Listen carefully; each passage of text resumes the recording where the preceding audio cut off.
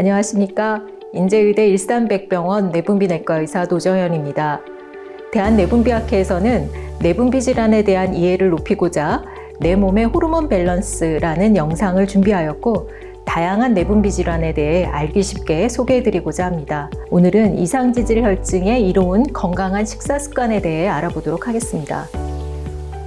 먼저 이상지질 혈증이란 무엇인가 알아보겠습니다. 이상지질 혈증은 혈중에 콜레스테롤이나 중성지방과 같은 지질 수치에 이상이 있는 상태입니다.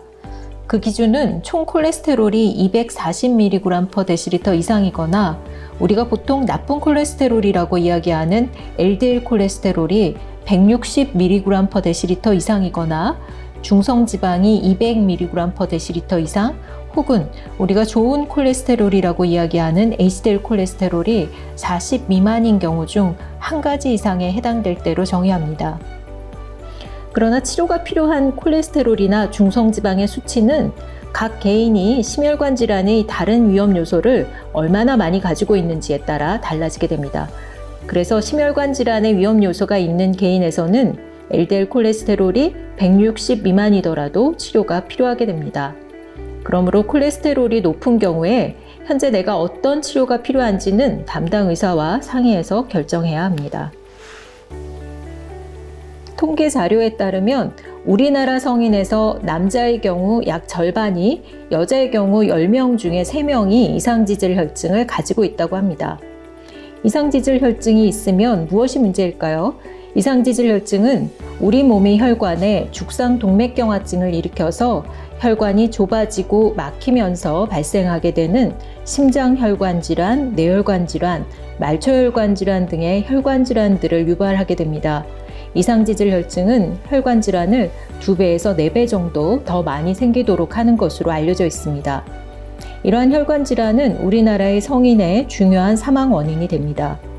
고중성지방 혈증이 심한 경우에는 급성 췌장염이 발생할 수도 있습니다.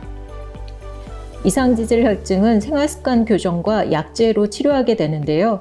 어떠한 약제를 언제부터 복용해야 할지는 개인의 심혈관 질환 위험도나 다른 여러 요소들을 고려해야 되기 때문에 담당 의사와 상의해서 결정해야 합니다.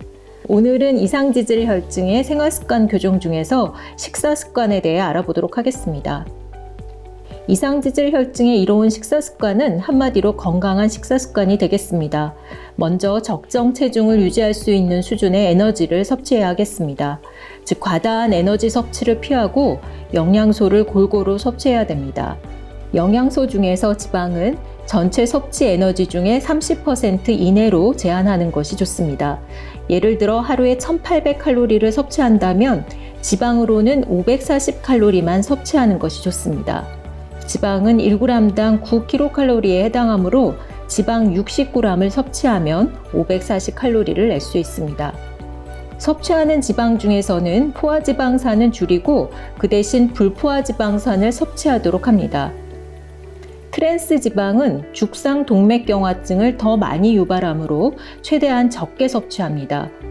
콜레스테롤이 높은 이상지질 혈증에서는 콜레스테롤 섭취를 하루 300mg 이내로 하는 것이 좋습니다. 그럼 포화지방산과 트랜스지방산 섭취는 어떻게 줄일까요? 포화지방산이 많은 음식으로는 소고기, 돼지고기, 양고기 등 육류의 지방이 되겠습니다. 그래서 우리가 이런 고기를 먹을 때는 살코기를 섭취하시고 비계는 떼고 드시는 것이 좋습니다. 닭, 오리, 껍질 부위에도 포화지방산이 많이 있습니다. 달걀 노른자, 우유, 치즈, 아이스크림 등의 유제품, 그리고 코코넛유, 팜유, 야자유, 버터 등에도 포화지방산이 많이 함유되어 있습니다. 트랜스지방산이 많은 음식으로는 마가린, 쇼트닝 등의 견과류로 포테이토 칩, 크루아상, 튀김, 파이, 비스켓, 아이스크림, 과자, 푸딩과 같은 음식에 많이 들어 있습니다. 특히 높은 온도로 오랜 시간 처리한 기름이나 과자에 많이 들어 있습니다. 지방산 중에서 불포화지방산은 상대적으로 더 많이 섭취하자고 말씀드렸는데요. 불포화지방산이 많이 들어있는 음식으로는 올리브유, 카놀라유, 아보카도유, 옥수수유, 대유, 홍화씨유, 해바라기씨유, 포도씨유, 달맞이꽃씨유, 그리고 등푸른 생선, 고등어, 연어, 꽁치, 청어, 참치 등과 같은 생선, 그리고 해산물 등에 많이 들어 있습니다. 또한 참기름, 들기름, 호두기름, 땅콩기름, 견과류 등에도 불포화 지방이 많이 들어 있습니다. 그래서 우리가 지방산 섭취에서는 전체 지방의 양보다는 좋지 않은 지방, 즉 포화지방산이나 트랜스 지방산을 좋은 지방, 그러니까 불포화 지방산으로 대체하여 섭취하는 것이 중요하겠습니다. 세 번째로 탄수화물의 섭취를 적정 수준으로 해야 합니다. 우리나라 식단은 탄수화물의 비중이 매우 높습니다. 그래서 탄수화물을 과다하게 섭취하지 않도록 조심해야 하겠습니다. 탄수화물 중에서도 당류의 섭취를 줄이고 식이섬유 섭취를 늘려주어야 합니다. 특히 고중성지방 혈증이 있는 경우에 당질의 섭취를 줄이는 것이 중성지방 수치를 떨어뜨려 줍니다. 식이섬유는 혈중 콜레스테롤과 중성지방 수치를 떨궈주는 효과가 잘 입증되어 있습니다. 이러한 균형 잡힌 영양소 섭취를 위한 팁을 말씀드리면, 먼저 매일 식사를 거르지 않고 제때 적당량으로 하는 것이 중요하겠습니다. 과식은 금하는 것이 좋겠습니다. 다양한 반찬을 먹으며 균형 잡힌 식생활을 해야 되겠고, 탄수화물 섭취량이 과다하지 않도록 하는 게 좋으며, 쌀밥 대신에 잡곡밥을, 흰빵 대신에 잡곡빵을 먹는 것이 좋습니다. 비타민, 무기질, 식이섬유가 풍부한 여러 가지 색깔의 채소와 다양한 제철 과일을 매일 먹는 것이 좋습니다. 그렇지만 비만하거나 당뇨병이 있는 경우는 과일을 과다하게 먹지 않도록 주의하시기 바랍니다. 우유, 치즈, 요구르트와 같은 유제품을 간식으로 섭취하는 것이 좋은데요. 이때 저지방 유제품을 선택하는 것이 좋습니다. 과다한 알코올 섭취는 혈중 중성지방을 높이므로 가능한 술은 피하는 것이 좋습니다. 조절이 잘 되고 있는 경우에 하루에 한두 잔 이내로 제한하도록 합시다. 이상지질 혈증에 도움이 되는 음식을 다시 한번 강조하면 통곡물, 잡곡류, 콩류, 채소류, 생선류가 풍부한 식사가 되겠습니다. 특히 생선은 등푸른 생선으로 주 2, 3회 섭취하는 것이 좋고, 과일은 주스 대신 생과일로 섭취하는 것이 좋습니다. 지금까지 말씀드린 내용을 정리해 보겠습니다. 이상지질 혈증의 이로운 식사 습관은 첫째, 적정 체중 유지를 위해 적당한 에너지를 섭취하고 과식하지 않도록 합시다.